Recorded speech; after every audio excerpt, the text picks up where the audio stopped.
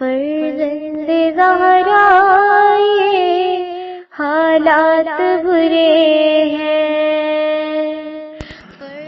کاشانہ بصیرت ایک ایسا مکمل یوٹیوب چینل جس پر محروم بصارت کے لیے بالخصوص اور تمام افراد کے لیے بالعموم سینکڑوں کی تعداد میں اسلامی کتب دستیاب ہیں۔ لہذا گزارش ہے کہ آپ اپنی ذمہ داری نبھاتے ہوئے کاشانہ بصیرت کو سبسکرائب کرنے کے ساتھ ساتھ بیل آئیکن کو پریس کیجئے تاکہ آپ علم کے حصول کے ساتھ ساتھ مذہب اہل بیت کی اشاعت میں بھی اہم کردار ادا کرتے رہیں۔ کاشانہ بصیرت۔ فرزند زہرا یہ حالات برے ہیں۔ بسم اللہ الرحمن الرحیم۔ السلام علیکم۔ یہ کتاب آپ کے لیے کاشانہ بصیرت یوٹیوب چینل کی جانب سے ریکارڈ کی جا رہی ہے۔ نام کتاب عربی ثم احدث، نام کتاب اردو تجلی، تالیف ڈاکٹر محمد تیجانی سماوی، ترجمہ رضا حسین رضوانی صاحب۔ کتاب کا ایک اور نام سے بھی ترجمہ کیا گیا ہے، پھر میں ہدایت پا گیا، لیکن ہم جو کتاب پڑھ رہے ہیں اس کا نام ہے تجلی۔ صفحہ نمبر 3 سے آغاز ہوتا ہے فہرست۔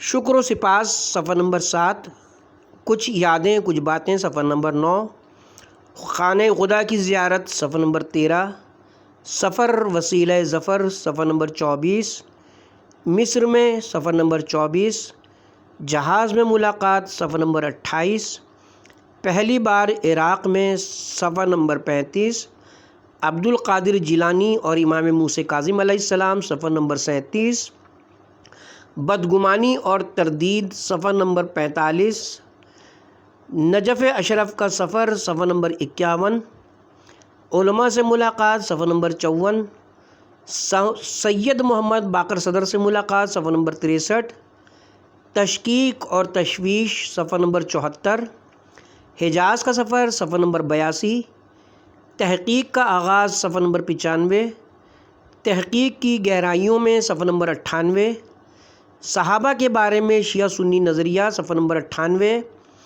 اصحاب صلح حدیبیہ میں صفحہ نمبر 103، اصحاب اور واقع قرطاس و قلم صفحہ نمبر 107، اصحاب اور لشکر اسامہ صفحہ نمبر 114، اصحاب قرآن و سنت میں صفحہ نمبر 131، اصحاب اور قرآن صفحہ نمبر 131، آیت ارتداد صفحہ نمبر 133، آیت جہاد صفحہ نمبر 135، آیت خشوع صفحہ نمبر 137، رسول اللہ صلی اللہ علیہ وسلم اور اصحاب صفحہ نمبر 138،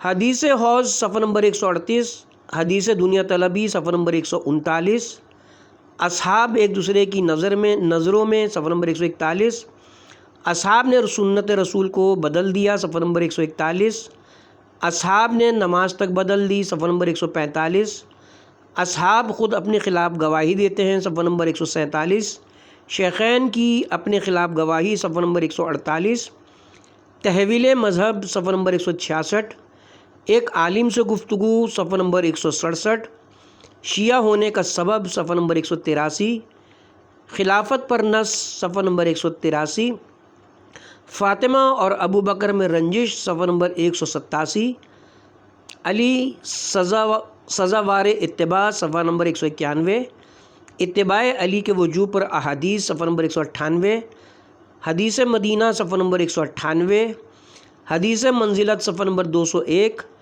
حدیث غدیر صفحہ نمبر 201، حدیث تبلیغ صفحہ نمبر 202، حدیث دار صفحہ نمبر 204، اتباع اہل بیت علیہم السلام احادیث کی روشنی میں صفحہ نمبر 206، حدیث ثقلین صفحہ نمبر 206، حدیث سفینہ صفحہ نمبر 220، حدیث سرور صفحہ نمبر 222، نص کے مقابل اجتہاد صفحہ نمبر 227، اہل سنت والجماعت کی اصطلاح صفحہ نمبر 235، دوستوں کو بحث کی دعوت صفحہ نمبر 238، حصول بصیرت کا اظہار صفحہ نمبر 239، یاران نقطہ داں کے لیے صفحہ نمبر 243،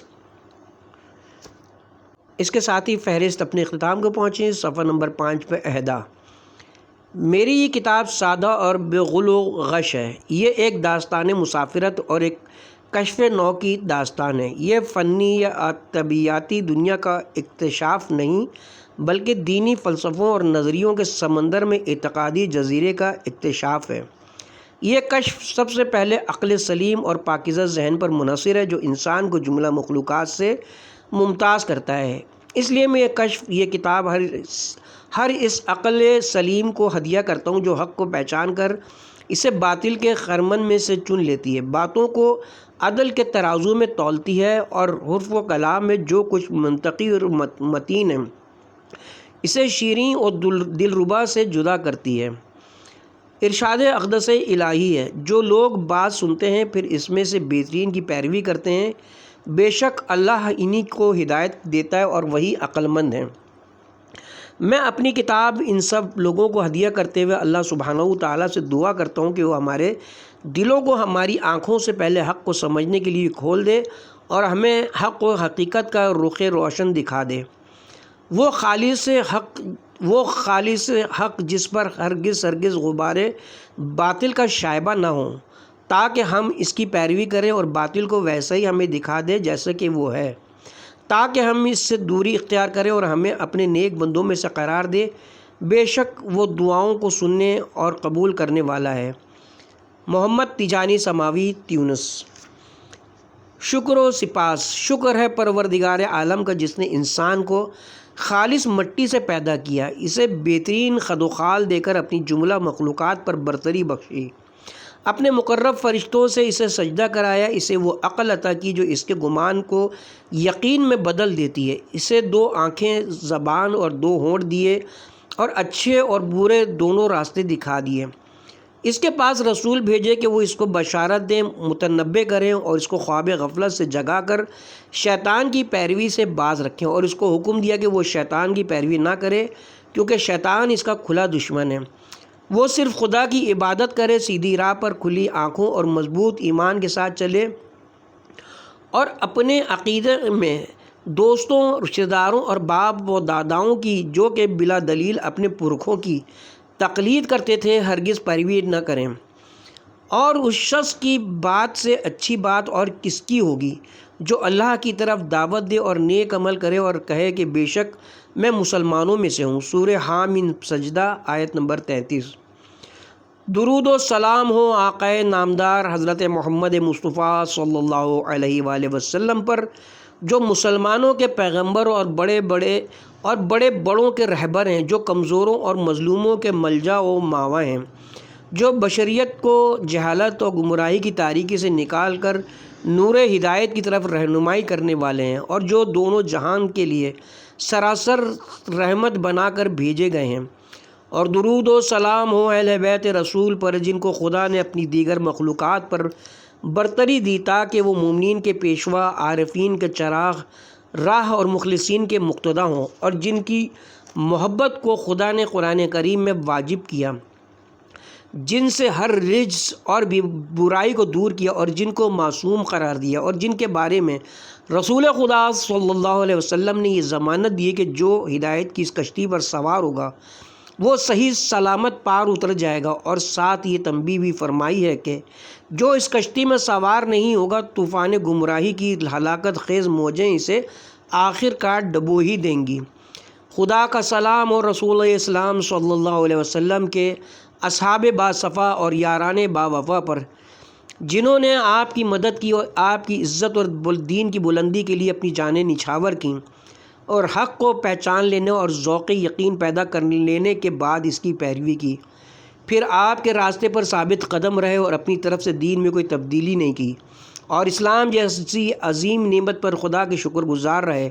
خدا ان کو اسلام اور مسلمانوں کی طرف سے جزائے خیر عطا فرمائے، اور سلام ہو آپ کے تابعین پر اور ان کے بعد قیامت تک آنے والے ان تمام مسلمانوں پر جو آپ کی راہ ہدایت پر ثابت قدم رہیں گے۔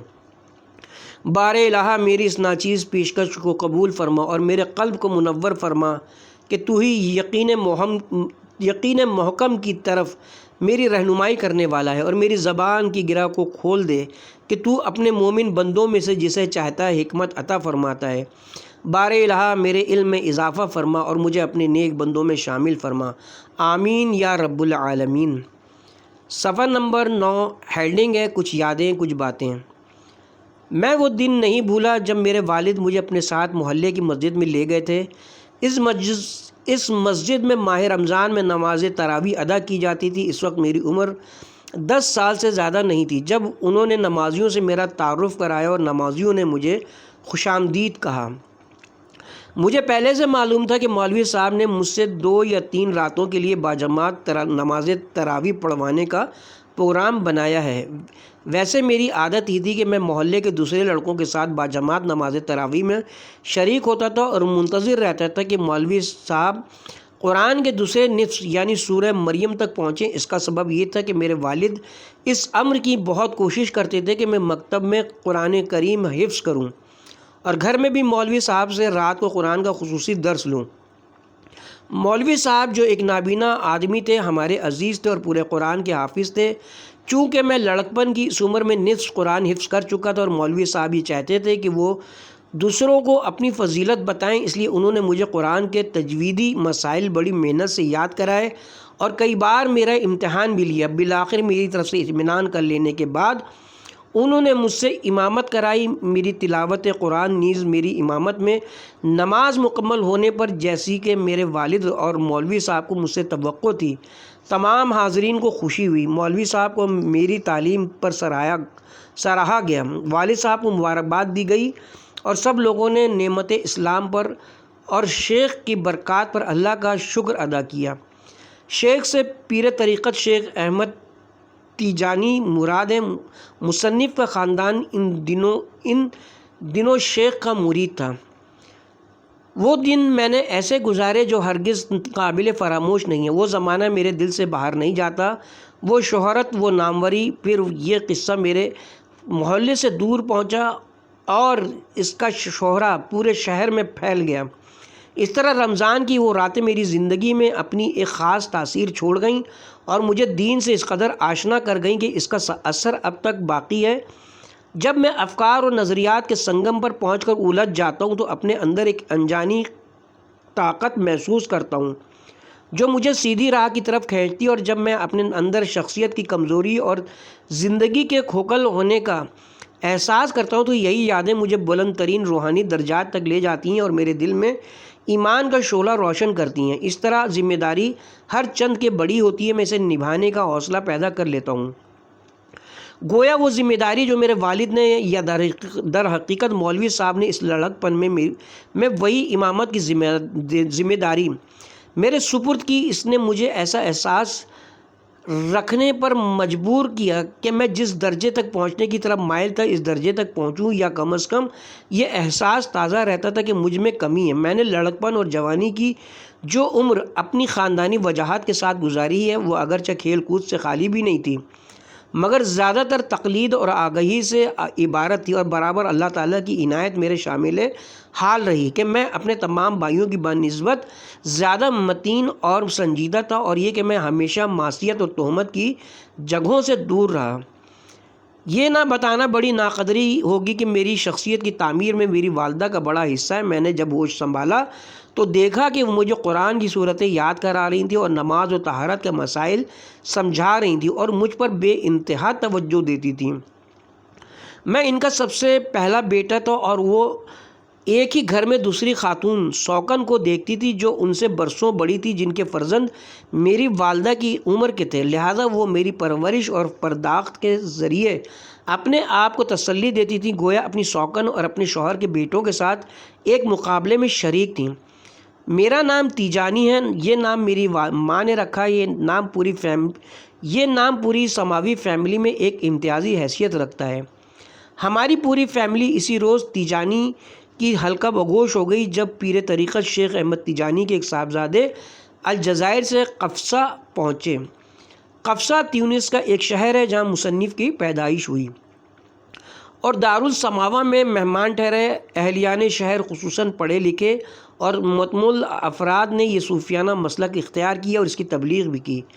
اسی نام کے سبب جو سماوی کے گھر میں داخل ہوا اور اس گھر میں 20 خاندان سکونت پذیر تھے، مجھے خصوصی محبوبیت حاصل ہوئی۔ علاوہ ازیں اس گھر سے باہر بھی جو کوئی تیجانی سلسلہ طریقت سے ذرہ بھی تعلق رکھتا تھا میری عزت کرتا تھا۔ بہت سے بوڑھے لوگ جو نمازی تھے، رمضان کی ان راتوں میں جن کا ذکر گزر چکا ہے، میرے ہاتھ اور سر کو بوسہ دیتے اور میرے والد کو مبارکباد دیتے تھے۔ وہ میرے والد کو باور کراتے تھے کہ یہ سب ہمارے پیر صاحب شیخ احمد تیجانی کا فیض ہے۔ قابل ذکر بات ہے کہ تیجانی سلسلہ مراکش، الجزائر، تیونس، لیبیا، سوڈان اور مصر میں پھیل گیا ہے۔ اس سلسلے کے معتقدین اپنے سلسلے سے متعلق ایک طرح کا تعصب رکھتے ہیں، لہذا شیخ احمد تیجانی کے سوا اولیاء اللہ میں سے کسی کی زیارت کو نہیں جاتے۔ ان کا عقیدہ ہے کہ تمام اولیاء نے ایک دوسرے سے علم حاصل کیا ہے، مگر شیخ احمد تیجانی نے براہ راست نبی اکرم صلی اللہ علیہ وآلہ وسلم سے علم حاصل کیا ہے۔ اگرچہ زمانہ نبوت اور شیخ کے زمانے میں 13 صدیوں کا فاصلہ ہے۔ وہ بیان کرتے ہیں کہ نبی اکرم صلی اللہ علیہ وآلہ وسلم خواب میں نہیں بلکہ عین بیداری کی حالت میں ان کے پاس تشریف لائے تھے۔ ان کا عقیدہ ہے کہ شیخ احمد تیجانی کی کتاب نماز کامل پڑھنا 40 ختم قرآن سے افضل ہے۔ میں اختصار کے خیال سے یہاں تیجانیوں کا اسی قدر ذکر کرتا ہوں، اگر خدا نے چاہا تو اس کتاب میں دوسری جگہ ان کا مزید ذکر کروں گا۔ میں بھی آج کے دوسرے نوجوانوں ہی کی طرح تھا، اپنے علاقے کے دیگر نوجوانوں کی طرح اسی عقیدے پر بڑا ہوا۔ ہم سب الحمدللہ مسلمان ہیں، اہل سنت والجماعت سے تعلق رکھتے ہیں۔ ہم سب امام مالک بن انس کے مذہب پر ہیں، مگر تصوف کے نقطۂ نظر سے دیکھا جائے تو شمالی افریقہ کے دیگر صوفیہ سے بہت اختلاف رکھتے ہیں، کیونکہ صرف قفصہ میں تیجانی، قادری، رحمانی، سلامی اور عیساوی سلسلے موجود ہیں، اور ان میں سے ہر سلسلے کے پیروکار شادی شدہ، ختنہ یا خوشی کے موقع پر مخصوص اذکار اور وعد اور قصائد پڑھتے ہیں۔ یہ لوگ اگرچہ کئی نامطلوب سرگرمیوں میں ملوث ہوتے ہیں، مگر دینی شعار کی پاسداری اور احیاء کے سلسلے میں بھی فعال ہیں اور اولیاء کا بڑا احترام کرتے ہیں۔ صفحہ نمبر 13 ہیڈنگ ہے خانہ خدا کی زیارت۔ میری عمر 18 سال تھی جب نیشنل اسکاؤٹس ایسوسیشن نے مجھے مکہ مکرمہ میں منعقد ہونے والی پہلی عرب اسلامی اسکاؤٹس جمہوری میں شرکت کے لیے منتخب کیا۔ تیونس بھر سے صرف 6 افراد کو چنا گیا تھا اور میں ان 6 میں سے ایک تھا۔ میں اپنے آپ کو ان افراد میں سب سے چھوٹا اور کم علم سمجھتا تھا، کیونکہ ان میں سے 2 افراد اسکول کے پرنسپل تھے، تیسرے دارالحکومت میں استاد، چوتھے اخبار نویس اور پانچویں کو میں نہیں جانتا تھا کہ ان کا شغل کیا ہے، مگر وہ مرکزی وزیر تعلیم کے رشتہ دار تھے۔ ہمارا سفر براہ راست نہیں تھا، یعنی ہم پہلے یونان کے دارالحکومت ایتھنز پہنچے اور وہاں 3 دن رہے، اس کے بعد سعودی عرب روانہ ہوئے۔ وہاں ہم نے جمہوری میں شرکت کی اور حج و عمرہ ادا کیے۔ جب میں نے پہلی بار خانہ خدا کو دیکھا تو میری کیفیت یہ تھی کہ میرا دل بڑے زور سے دھڑک رہا تھا، جیسے میرے سینے سے نکل کر پرواز کر جانا چاہتا ہو، تاکہ اپنی حقیقی آنکھوں سے اس بیت عتیق کو دیکھے جس کا خواب میں مدتوں سے دیکھ رہا تھا۔ سیلاب کی طرح میرے آنسو بہہ رہے تھے اور ایسا لگتا تھا کہ اب کبھی نہیں رکیں گے۔ مجھے لگا کہ فرشتے مجھے زائرین کے سروں سے اوپر خانہ کعبہ کی چھت پر لے جا رہے ہیں اور وہاں میں اللہ کی آواز کا جواب دے رہا ہوں، لبیک اللہم لبیک، خدایا یہ بندہ تیری طرف آیا ہے۔ اور جب حجاج کی آواز میرے کانوں میں پڑتی تھی تو میں اس نتیجے پر پہنچتا تھا کہ یقیناً انہوں نے اپنی عمریں گزار دی ہیں اور اب تیار ہو کر پیسے جمع کر کے اس مقدس جگہ پر حاضر ہوئے ہیں، لیکن میں نے نہ اس کی تیاری کی اور نہ اس سے آگاہی حاصل کی۔ مجھے یاد ہے کہ جب میرے والد نے ہوائی جہاز کا ٹکٹ دیکھا تھا اور وہ اس بات پر خوش تھے کہ میں خانہ خدا کی زیارت کے لیے جا رہا ہوں، تو انہوں نے مجھے بوسہ دیتے ہوئے کہا تھا، اے میرے بیٹے مبارک ہو، اللہ تعالیٰ کی مرضی تھی کہ تو مجھ سے پہلے اور جوانی میں مکے جائیں اور حج بیت اللہ سے مشرف ہو، کیونکہ تو میرے آقا احمد تیجانی کا فرزند ہے۔ اللہ سے دعا کرنا کہ مجھے اپنی مغفرت کا مستحق قرار دے، مجھے اپنی مغفرت کا مستحق قرار دے اور مجھے بھی اپنے گھر کی زیارت نصیب کرے۔ اس اعتبار سے میں سوچتا تھا کہ اللہ تعالیٰ نے خود مجھے بلوایا ہے، مجھے بے انتہا عنایات سے نوازا ہے اور مجھے اس بلند مقام پر پہنچایا ہے جس کی آرزو میں بہت سے لوگ جان دے دیتے ہیں۔ پس مجھ سے زیادہ کون لبیک کہنے کا سزاوار ہے اور کون مجھ سے زیادہ ندائے ربانی پر جواب دینے کا مستحق ہے۔ اس طرح میں نے بہت طواف کیے اور نماز و سعی کے سلسلے میں حد سے زیادہ کوشش کی، یہاں تک کہ خوب سیر ہو کر آب زمزم پیا۔ میں بلند پہاڑوں کی چوٹیوں پر جاتا تھا تاکہ اپنے وفد کے لوگوں سے پہلے غار ہرا میں پہنچوں۔ میں گویا خود کو رسول اللہ صلی اللہ علیہ وسلم کی آغوش میں محسوس کر رہا تھا اور آپ کے نفاس قدسیہ کی خوشبو سے میرے مشام میں جان معطر تھا۔ آہ کیا منظر تھے جب میرے نفس میں عجیب تاثر چھوڑ رہے تھے، ایسی عجیب تاثیر جو اب کبھی جانے کی نہیں۔ مجھ پر پروردگار کی دوسری عنایت یہ تھی کہ مندوبین کے وفود کا جو آدمی مجھے دیکھتا تھا مجھ سے اظہار محبت کرتا تھا، مجھ سے دوستی کرتا تھا اور خط و کتابت کے لیے میرا پتہ مانگتا تھا، اسی طرح میرے ہمسفر دوست مجھ سے اظہار محبت کرتے تھے، اگرچہ انہوں نے دارالحکومت تیونس میں پہلی ملاقات کے وقت جبکہ میں ان کے ساتھ آمادہ سفر تھا مجھے چھوٹا شمار کیا تھا۔ میں نے اس بات کو محسوس کر لیا تھا مگر صبر کیا تھا، کیونکہ میں پہلے ہی جانتا تھا کہ شمال کے شہری جنوب کے باسیوں کی تحقیر کرتے ہیں اور انہیں پسماندہ سمجھتے ہیں، مگر چند ہی روز کے سفر اور جمہوری کے دوران میرے بارے میں ان کا نقطہ نظر کتنا تبدیل ہو گیا۔ میں نے جمہوری میں شریک دوسرے وفود کے سامنے اپنے وفد کے لوگوں کی عزت بھی رکھ لی اور وہ سرخرو ہو گئے۔ مجھے بہت اشعار یاد تھے، چنانچہ میں نے طرح طرح کے مقابلے میں موقع کی مناسبت سے قسم قسم کے انعامات حاصل کیے۔ اسی طرح وطن واپسی کے وقت مختلف ممالک کے لوگوں کے 20 سے زیادہ ایڈریس میرے پاس تھے۔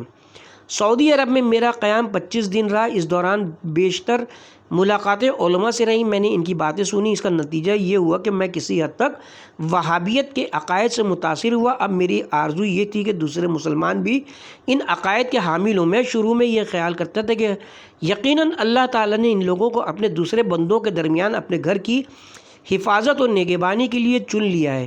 وہ روئے زمین پر سب سے زیادہ پاک اور سب سے زیادہ عقل مند لوگ ہیں۔ اللہ تعالیٰ نے انہیں تیل کی دولت کے ذریعے غنی کر دیا ہے تاکہ وہ زیادہ سے زیادہ حاجیوں اور اللہ کے مہمانوں کی خدمت کریں اور ان کی سلامتی کے لیے اپنا وقت صرف کریں۔ میں سفر حج سے واپسی کے وقت عقال کے ساتھ سعودی لباس پہنے ہوئے تھا۔ میں اس عظیم استقبال کی طرف بے اختیار متوجہ ہوئے جس کا اہتمام میرے والد نے کیا تھا۔ میں نے دیکھا کہ جو لوگ ایئرپورٹ پر میری آمد کے منتظر تھے ان میں آگے عیساوی، قادری اور تیجانی سلسلوں کے اکابر تار و تنبور لیے میری راہ دیکھ رہے تھے۔ لوگوں نے مجھے شہر کے گلی کوچوں میں ہل ہلا اور تکبیر کے ساتھ گھمایا۔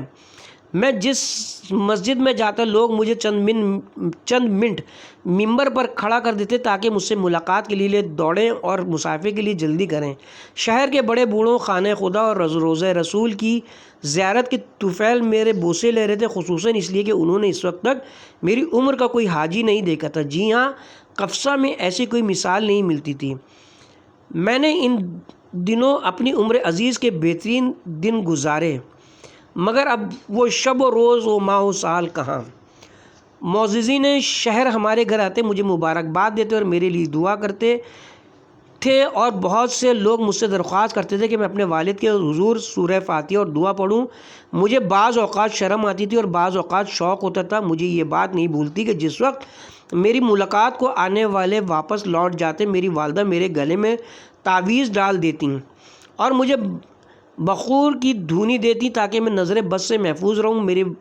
میرے والد نے 3 رات لگاتار حضرت تیجانی کے حضور ولیمہ کیا اور ہر رات ایک دمبا ذبح کر کے لوگوں کو کھانا کھلایا، جس میں ہر طرح کے چھوٹے بڑے لوگ مجھ سے سفر کے حالات پوچھتے اور میں ان کو اس کی تفصیل بتاتا، جس میں سعودیوں کی ان خدمات کا خصوصی ذکر کرتا جو وہ اسلام کی اشاعت اور مسلمانوں کی امداد کے سلسلے میں انجام دیتے ہیں۔ مزید برآں ان کے غیر معمولی احترام و اکرام کا ذکر کرتا تھا۔ شہر کے لوگوں نے مجھے حاجی کا لقب دیا۔ اس روز سے جس جگہ بھی یہ نام لیا گیا لوگوں کا ذہن میری طرف متوجہ ہوا۔ اس کے بعد میں روز بروز معروف تر اور مشہور تر ہوتا گیا۔ یہ شہرت خاص طور پر دیندار لوگوں میں پھیلتی گئی، خصوصاً اخوان مسلمین کے حلقوں میں۔ میرا بھی یہ معمول ہو گیا کہ میں مسجدوں میں جاتا لوگوں کو قبروں کو چومنے سے اور لکڑیوں پر ہاتھ پھیرنے سے منع کرتا اور انہیں پوری قوت سے باور کراتا کہ یہ سب شرک ہے۔ اس طرح میری سرگرمیاں تیز سے تیز تر ہوتی گئیں، حتیٰ آنکھیں بعض اوقات مساجد میں جمعے کے روز امام صاحب کے خطبے سے قبل درس دیتا اور مسجد ابو یعقوب سے مسجد کبیر میں چلا جاتا، کیونکہ ان مساجد میں نماز کے اوقات مختلف تھے۔ مثلاً اگر ایک مسجد میں ظہر کی نماز ادا کی جاتی تھی تو دوسری مسجد میں اسی وقت نماز عصر ہوتی تھی۔ پھر میں اتوار کے روز درس دینے لگا۔ اس میں اس اسکول کے طلباء آتے تھے جہاں میں ایلیمنٹری سائنس پڑھاتا تھا۔ ان طلباء کو میرا درس بہت پسند ہوا اور ان کے دل میں میرے لیے محبت اور تکریم بڑھتی جاتی تھی، کیونکہ میں اپنے وقت کا زیادہ حصہ اس کوشش میں صرف کرتا تھا کہ ان کے ذہنوں سے الحاوی مادی اور مارکسی فلسفے کے اساتذہ کے افکار کو صاف کروں۔ کتنی بڑی تعداد تھی ان کی۔ بہرحال میرے طلباء درس کے بے تابی سے منتظر رہتے تھے۔ ان میں سے کچھ طلباء میرے گھر پر آتے تھے۔ میں نے بھی ان طلباء کے سوالوں کے جواب دینے کی تیاری کی غرض سے کافی مذہبی کتابیں خرید لی تھیں اور ان کا بخوبی مطالعہ کر لیا تھا۔ ضمناً یہ بھی بتاتا چلوں کہ میں جس سال حج کو گیا اسی سال شادی کر کے میں نے اپنے نصف دین کو محفوظ کر لیا، کیونکہ میری والدہ کو اس بات کا بڑا ارمان تھا کہ وہ اپنے جیتے جی میری شادی کر دیں، چونکہ انہوں نے اپنے تمام سوتیلے بچوں کی پرورش کر کے انہیں بڑا کر دیا تھا اور وہ اپنے گھر بار کے ہو گئے تھے، اس لیے اب ان کی آرزو صرف یہ تھی کہ میرا صحرا بھی دیکھ لیں۔ اللہ تعالیٰ نے ان کی آرزو پوری کی۔ میں نے ان کے حکم کی تعمیل کی اور ایک لڑکی سے جس کو میں نے اس وقت تک دیکھا نہیں تھا شادی کر لی۔ میری والدہ بھی میرے پہلے اور دوسرے بچے کے جشن ولادت میں شرکت کے بعد انتقال فرما گئیں۔ انتقال کے وقت میری والدہ مجھ سے راضی اور خوش تھیں اور میرے والد ان سے 2 سال قبل انتقال کر چکے تھے۔ وہ اپنی وفات سے قبل حج کر چکے تھے اور انتقال سے پہلے کامل توبہ کر چکے تھے۔ انہی دنوں میں جبکہ مسلمان اور اہل عرب اسرائیل سے جنگ میں شکست کا صدمہ برداشت کر رہے تھے، لیبیا کا انقلاب برپا ہوا اور انقلاب کی رہنمائی کے لیے ایک نوجوان معمر قذافی کا انتخاب عمل میں لایا گیا۔ وہ اسلام کی بات کرتا تھا، مسجد میں جماعت کے ساتھ نماز پڑھتا تھا اور قدس کی آزادی کا نعرہ لگاتا تھا۔ اس نے مجھے بہت متاثر کیا، بالکل اسی طرح جیسے عرب اور اسلامی ملکوں کے بہت سے نوجوان اس کے گرویدہ ہو گئے تھے۔ اس لیے ہم نے فیصلہ کیا کہ لیبیا کے لیے ایک تعلیمی وفد تشکیل دیں۔ ہم نے 40 اساتذہ کو جمع کیا اور برادر ملک لیبیا کے آغاز انقلاب میں اس کے دورے پر گئے۔ وہاں سے واپسی پر ہم بہت خوش تھے اور اس کے مستقبل کے سلسلے میں بہت ہی پر امید تھے کہ وہ دنیا میں عرب اور اسلامی امت کی صلاح و فلاح کا نقیب ہوگا۔ گزشتہ برسوں کے بعد کئی دوستوں کے ساتھ محبت ناموں کے تبادلے ہوتے رہے۔ ان میں سے بعض کے ساتھ اس قدر تعلق اور دوستی ہوئی کہ وہ لوگ بڑے اصرار کے ساتھ یہ خواہش کرنے لگے کہ میں ان سے ملاقات کروں۔ میں نے بھی اس گرمیوں کی پوری چھٹی کے دوران ایک لمبی مسافرت کے لیے خود کو تیار کر لیا۔ میرا پروگرام یہ تھا کہ خشکی کے راستے برادر ملک لیبیا جاؤں، وہاں سے ہو کر مصر جاؤں، مصر سے سمندر کے راستے لبنان، پھر شام، اردن اور سعودی عرب پہنچوں اور وہاں پہنچ کر کچھ تاریخی مقامات کی سیر کروں۔ میں چاہتا تھا عمرہ بھی کروں اور وہابیت سے تجدید عہد بھی کروں، وہی وہابیت کہ جس کا میں خود اسکول کے طلباء میں اور ان مساجد میں جہاں بیشتر اخوان مسلمین کی آمد و رفت رہتی تھی مبلغ اور مروجہ تھا۔ میری شہرت میرے اپنے شہر سے نکل کر دیگر شہروں تک جا پہنچی تھی اور بہت سے مسافر ایسے ہوتے تھے جو نماز جمعہ پڑھتے اور میرے درس اور وعظ کی مجالس میں شریک ہوتے تھے اور واپسی پر اپنے اپنے شہروں میں اس سے متعلق باتیں کرتے تھے۔ ہوتے ہوتے یہ بات شیخ اسماعیل حادنی تک پہنچی۔ یہ وہی شیخ اسماعیل حادنی تھے جنہوں نے جرید کے دارالحکومت توزر میں تصوف کے ایک معروف مسلک کی بنیاد رکھی۔ اس شیخ کے مرید اور پیروکار پورے تیونس میں اور تیونس سے باہر یہاں تک کہ فرانس اور جرمنی میں بھی پھیلے ہوئے تھے۔ انہوں نے مجھے دعوت دی کہ میں ان سے ملاقات کروں۔ قفصہ میں ان کے نمائندے موجود تھے۔ یہ دعوت انہی نمائندے کی وساطت سے ہوئی۔ انہوں نے مجھے بلند و بالا مضامین پر مشتمل خط لکھا۔ اس خط میں میری ان خدمات کو سراہا گیا جو میں نے ان کے مطابق اسلام اور مسلمانوں کے لیے انجام دی تھی۔ انہوں نے میری خدمات کا اعتراف تو کیا مگر ساتھ ہی یہ بھی کہا کہ یہ ساری خدمات خدا کے نزدیک رائے برابر اہمیت نہیں رکھتی جب تک عارف باللہ شیوخ میں سے کسی کے مسلک اور طریقے پر چلتے ہوئے انجام نہ دی جائیں۔ یہ لوگ ایک ایک حدیث کے معتقد ہیں جو ان کے درمیان بہت مشہور ہے۔ اس حدیث میں کہا گیا ہے جس کا کوئی پیر نہیں، اس کا پیر شیطان ہے۔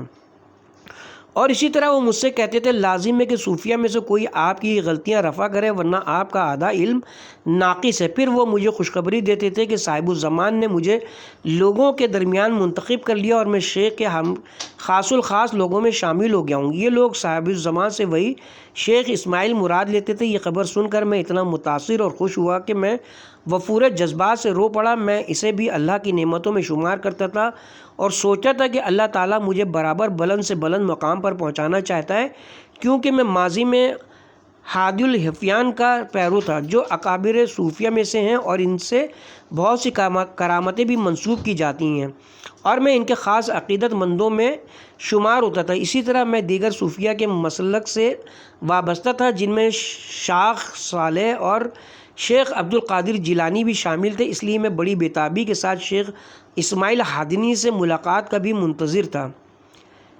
میں جب شیخ اسماعیل کی مجلس میں وارد ہوا تو اس وقت مجلس مریدوں سے کھچا کھچ بھری ہوئی تھی۔ اس میں وہ پیر صاحبان بھی تھے جو سفید لباس میں ملبوس تھے۔ میں بڑے غور سے ان کے چہرے دیکھ رہا تھا۔ سلام اور مزاج پرسی کے بعد شیخ اسماعیل تشریف لائے اور سب اپنی جگہ کھڑے ہو گئے۔ مریدوں نے بڑے احترام سے شیخ کے ہاتھ کو بوسہ دیا۔ شیخ کے نمائندے نے اپنی آنکھ کے اشارے سے سمجھایا کہ یہ وہی شیخ ہیں، مگر میں نے بالکل بھی گرم جوشی کا مظاہرہ نہیں کیا کیونکہ میں جس کا انتظار کر رہا تھا یہ وہ نہیں تھا، یہ کوئی دوسری چیز تھا۔ ان تمام کرامتوں کے ساتھ تھا جو شیخ کے پیرو میرے سامنے بیان کرتے رہے تھے۔ میرے ذہن میں شیخ کا کوئی اور ہی نقشہ تھا، مگر اب تو میرے سامنے ایک معمولی شیخ تھا جس کی کوئی قدر و منزلت اور ہیبت نہیں تھی۔ بہر صورت شیخ کے نمائندے نے شیخ سے میرا تعارف کرایا۔ شیخ نے بھی مجھے خوش آمدید کہا۔ انہوں نے مجھے اپنے داہنی بیٹھایا اور کچھ کھانے پینے کو پیش کیا۔ خورد و نوش کے بعد ان کے نمائندے نے ایک بار پھر میرا تعارف کرایا تاکہ میں شیخ سے بیعت کروں۔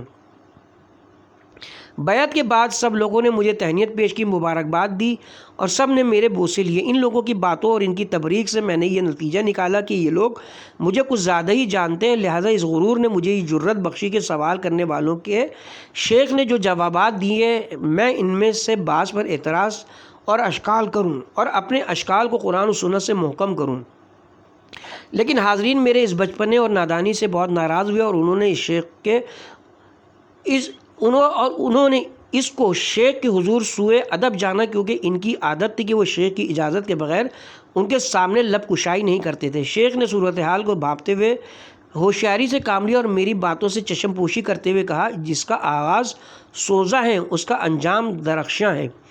حاضرین نے شیخ کی اس قول کو ان کی جانب سے میری طرف میرے لیے دلیل افتخار جانا اور اس خیال سے کہ یقینی طور پر میرا انجام قابل فخر ہوگا انہوں نے مجھے دوبارہ مبارکباد دی۔ لیکن شیخ بڑے ہوشیار اور تجربہ کار تھے، انہوں نے مجھے اس بات کا موقع نہیں دیا کہ میں اپنے اشکال پر ان کے سامنے لا کر انہیں آزردہ اور پریشان کروں۔ اس مقصد کے لیے انہوں نے ایک عارف کی یہ داستان شروع کر دی کہ ایک عالم عارف کی خدمت میں حاضر ہوا۔ عارف نے اس سے کہا اٹھو غسل کرو۔ عالم گیا اور اس نے غسل کیا اور مجلس میں واپس آ گیا۔ عارف نے دوبارہ کہا اٹھو غسل کرو۔ عالم پھر اٹھا اور اس دفعہ کافی توجہ کے ساتھ غسل کیا کہ شاید پہلی بار غسل میں کوئی کمی رہ گئی ہو۔ پھر وہ مجلس میں بیٹھنے لگا۔ اس بار پھر عارف نے اسے ڈانٹ کر حکم دیا کہ وہ تیسری بار غسل کرے۔ عالم رو دیا اور اس نے کہا جناب عالی، میں نے اپنے علم کے مطابق غسل کیا اور اب اس کے سوا اور کچھ نہیں رہ گیا کہ خدا آپ کے دست مبارک پر کسی خیر کی راہ کھول دے۔ تب جا کر عارف نے کہا بیٹھ جاؤ۔ میں سمجھ گیا کہ اس کی داستان کا موضوع میں خود ہوں۔ حاضرین بھی اسی نتیجے پر پہنچے۔ چنانچہ شیخ کے چلے جانے کے بعد لوگوں نے مجھے بہت برا بھلا کہا اور نصیحت کی کہ میں مکمل خاموشی اختیار کروں اور صاحب زمان کا احترام مد نظر رکھوں تاکہ خدا نخواستہ میرے اعمال حبط نہ ہوں۔ انہوں نے حسب دل آیہ کریمہ سے استدلال کیا، اے مومنو، اپنی آوازوں کو پیغمبر کی آواز سے اونچی نہ کرو اور جس طرح تم آپس میں ایک دوسرے کے ساتھ زور سے بولتے ہو اس طرح ان کے روبرو نہ بولا کرو، کہیں ایسا نہ ہو کہ تمہارے اعمال حبط ہو جائیں اور تم کو خبر بھی نہ ہو۔ سورہ حجرات آیت نمبر 2۔ میں نے بھی اپنی قدر پہچانی اور ان کے پند و نصیحت اور حکم کو دل و جان سے سنا اور شیخ نے بھی مجھے زیادہ سے زیادہ اپنے آپ سے قریب کیا۔ میں 3 دن شیخ کے پاس رہا۔ اس مدت میں ان سے کافی سوالات کرتا رہا۔ ان سوالات میں سے بعض سوالات آزمائش کے طور پر ہوتے تھے جس کو وہ خود سمجھتے تھے، لہٰذا وہ یوں جواب دیتے تھے کہ قرآن کا ایک ظاہر ہے اور ایک باطن ہے، اور اس کا باطن 7 بطن پر مشتمل ہے۔ اس دوران انہوں نے میرے سامنے اپنی خاص الماری کھولی اور اپنا شجرہ دکھایا جس کی سند ابو الحسن شاذلی سے متصل ہوتی ہوئی مزید اولیاء سے ملتی تھی، یہاں تک کہ امام علی ابن ابی طالب کرم اللہ وجہہ پر ختم ہوتی تھی۔ اس بات کا ذکر کرنا لازم ہے کہ یہ عارفانہ حلقے جو قائم ہوتے تھے، ان کے آغاز میں شیخ قرآن کریم کی چند آیات خوش رحانی سے تلاوت کرتے تھے، بعد ازاں ایک قصیدہ پڑھتے تھے۔ اس کے بعد مرید وہ اشعار و اذکار پڑھتے تھے جو انہیں زبانی یاد ہوتے تھے۔ ان میں زیادہ تر وہ نظمیں ہوتی تھیں جن میں دنیا کی مذمت اور آخرت اور زہد و پارسائی کی ترغیب ہوتی تھی۔ اس وقت سب سے پہلا مرید جو شیخ کی دائنی طرف بیٹھا ہوتا، قرآن کی چند آیتوں کی تلاوت کرتا تھا اور صدق اللہ العظیم کہنے کے بعد شیخ ایک نئے قصیدے کا اولین شعر ترنم سے پڑھتے اور باقی لوگ اس ترنم کا ساتھ دیتے، اور اسی طرح حاضرین قرآن پڑھنے میں خواہ ایک ہی آیت کیوں نہ ہو باری باری سے شریک ہوتے۔ یہ سلسلہ اس وقت تک جاری رہتا تاکہ انہیں حال آتا اور دائیں بائیں سے مدیح اشعار پڑھنے کا سلسلہ جاری ہوتا اور لوگ جھومنے لگتے۔ بعد ازاں شیخ اٹھ کھڑے ہوتے تو دوسرے بھی اٹھ کھڑے ہوتے اور ایک حلقہ تشکیل دیتے کہ شیخ اس حلقے کے بیچوں بیچ ہوتے اور یہ کلمہ دہراتے جاتے، آہ آہ آہ، اور شیخ ان کے درمیان حرکت میں آتے اور ہر دفعہ ان میں سے کسی ایک کی طرف متوجہ ہوتے، اور جب محفل رنگ پر آ جاتی تو ان میں سے کچھ لوگ جنون آمیز حرکات شروع کر دیتے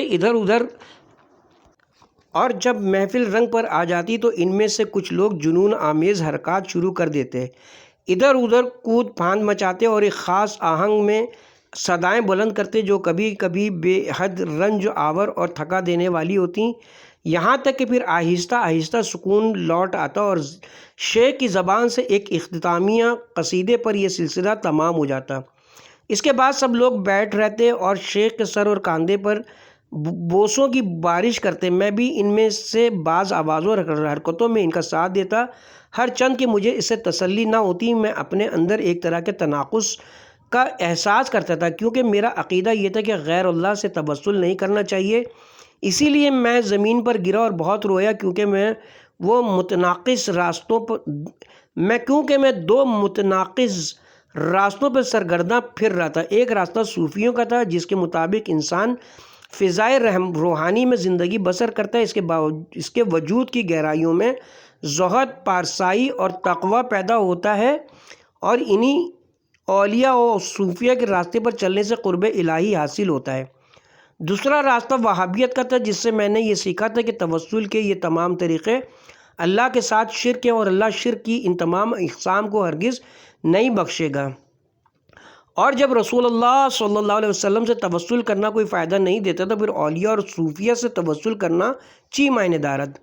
میں اپنے منصب جدید کے باوجود، جس کے مطابق شیخ نے مجھے قفصہ میں اپنا نمائندہ بنایا، تو اپنے دل میں ایک خلش سی پاتا تھا، ہر چند کہ میں اپنے آپ کو صوفیہ کی روش پر ظاہر کرتا تھا اور اللہ کے اولیاء صالح کے لیے احترام کا قائل تھا، کبھی کبھی بحث و مجادلہ کرتا اور اللہ تعالیٰ کی اس قول کے تحت احتجاج کرتا کہ اور اللہ کے ساتھ دوسرے کسی خدا کو نہ پکارو کیونکہ اس کے سوا کوئی دوسرا خدا نہیں ہے، سورہ قصص آیت نمبر 88۔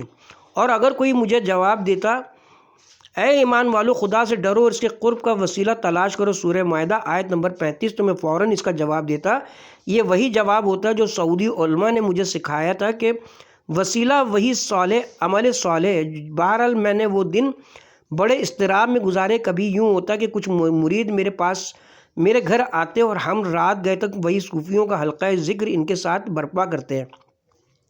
ہمارے گلے سے آہ آہ کی آوازیں بلند ہوتی اور ہماری آوازیں ملال انگیز اور پریشان کن ہوتی۔ ان سے ہمارے ہمسائے کم و بیش تنگ آ گئے تھے، وہ مجھ سے کچھ نہیں کہتے تھے مگر ان کی بیویاں میری بیوی سے شکایت کرتی تھیں۔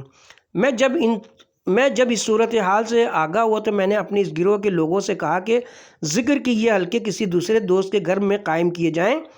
میں نے یہ عذر پیش کیا کہ میں 3 ماہ کے لیے ملک سے باہر جاؤں گا، اس طرح میں نے اپنے خاندان اور اپنے اقربا کو خدا حافظ کہا اور اپنے پروردگار کی طرف روانہ ہوا۔ میں نے اسی پر بھروسہ کیا کیونکہ میں اس کے سوا کسی اور خدا کو نہیں جانتا۔ اس کے ساتھ ہی اب ہم یہاں پہ کتاب کے پارٹ نمبر 1 کا اختتام کرتے ہیں اور کتاب کے پارٹ نمبر 2 کا آغاز صفحہ نمبر 24 اور ہیڈنگ ہوگی سفر وسیلہ ظفر سے کریں گے انشاءاللہ۔